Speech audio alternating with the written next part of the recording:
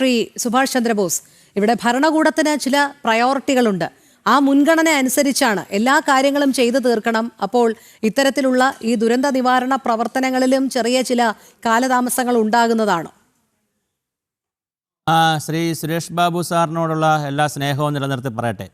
നമ്മൾ ഏതൊരു സാമൂഹ്യ വ്യവസ്ഥയിലും ശാസ്ത്രകാരന്മാരോ സാമൂഹ്യ പ്രവർത്തകരോ അല്ലെങ്കിൽ സാഹിത്യകാരന്മാരോ ആരെങ്കിലും ഭരണവ്യവസ്ഥയുടെ ഏതെങ്കിലും ഒരു വിഷയം ചൂണ്ടിക്കാണിച്ചാൽ അങ്ങനെ അത് ചൂണ്ടിക്കാണിക്കുന്നവരെല്ലാം രാഷ്ട്രീയ ഇച്ഛാശക്തിയോ രാഷ്ട്രീയമായ എന്തെങ്കിലും ഉള്ളിൽ വച്ചുകൊണ്ട് പറയുകയാണെന്ന് പറഞ്ഞ് എല്ലാ ജനങ്ങളെയും രാഷ്ട്രീയമായി അതിർവേലികൾക്കകത്ത് നിർത്തിക്കൊണ്ട് നമുക്ക് ചർച്ചകൾ കൊണ്ടുപോകാൻ കഴിയില്ല.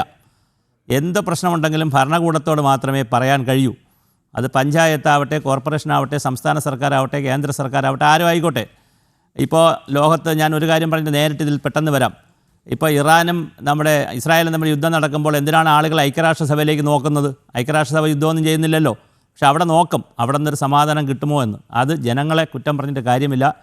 രാഷ്ട്രീയം അതിനകത്ത് ദയവായി കാണരുത്. പിന്നെ അങ്ങ് ഒരു LDF പ്രതിനിധി എന്നുള്ള നിലയിൽ അങ്ങയുടെ പരിമിതി നമുക്ക് മനസ്സിലാകും. പിന്നെ ഇനി ഞാൻ വിഷയത്തിലേക്ക് വരാം. ഇവിടെ പ്രയോറിറ്റികളുടെ പ്രശ്നമുണ്ട് സാർ. അതായത് നമുക്ക് ഓഖി ഉണ്ടായതിന് ശേഷം കേരളത്തിൻ്റെ തീരത്തെക്കുറിച്ച് നിരവധി പഠനങ്ങളുണ്ട്, നിരവധി ഗവേഷണം നമ്മുടെ മുന്നിലുണ്ട്. അതിനനുസരിച്ച് ചെയ്യേണ്ട ഒരുപാട് കാര്യങ്ങളുണ്ട്. ഞാൻ വളരെ ലളിതമായി 2 കാര്യങ്ങൾ ആദ്യം സൂചിപ്പിച്ചു. അപ്പോൾ സുരേഷ് ബാബു സാർ ഇല്ലായിരുന്നു. ഒന്ന് ചോദിച്ചോട്ടെ സാർ, ഈ ഇലക്ട്രിസിറ്റി ലൈനുകളാണല്ലോ ഇപ്പോൾ ഏറ്റവും കൂടുതൽ മഴക്കാലത്ത് പൊട്ടി വീഴുന്നത്. ആ ലൈനുകളിൽ കൂടെ പോകുന്ന മരച്ചില്ലകൾ മുറിക്കാൻ മാർച്ച് ഏപ്രിൽ മാസത്തിൽ ആർക്കെങ്കിലും എന്തെങ്കിലും തടസ്സമുണ്ടോ?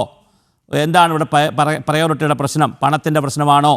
അതുപോലെ തന്നെ ഓടകളിൽ കിടക്കുന്ന മാലിന്യം വാരി ഏപ്രിൽ മെയ് മാസങ്ങളിൽ കളയാൻ ഇവിടെ എന്തെങ്കിലും പ്രശ്നമുണ്ടോ?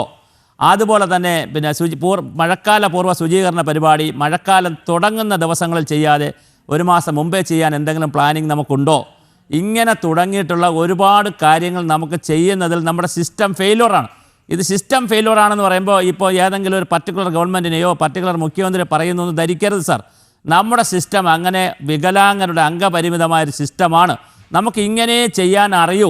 അത് മാറണം എന്ന ആഗ്രഹമുള്ളതുകൊണ്ടാണ് നമ്മൾ വിമർശിക്കുന്നതും കാര്യങ്ങൾ പറയുന്നതും. നമ്മുടെ സിസ്റ്റത്തിൽ തീരദേശത്തെ പ്രശ്നങ്ങൾ നിങ്ങൾ എടുത്തോളൂ. വിഴിഞ്ഞം തുറമുഖം വന്നതുമായി ബന്ധപ്പെടുത്തി വന്ന കാലത്ത് തന്നെ ഒരുപാട് ആശങ്കകൾ ജനങ്ങൾ പറഞ്ഞു. ഇപ്പോഴും ഈ ആശങ്കകൾ പരിഹരിച്ചിട്ടില്ല. അപ്പോൾ പരിഹരിക്കേണ്ട കാര്യങ്ങൾ കാലാകാലങ്ങളിൽ പരിഹരിക്കപ്പെടേണ്ടതുണ്ട്. എല്ലാറ്റിനും പണത്തിൻ്റെ ആവശ്യമില്ല സാർ. അത് സാർ വളരെ വ്യക്തമായി മനസ്സിലാക്കുക.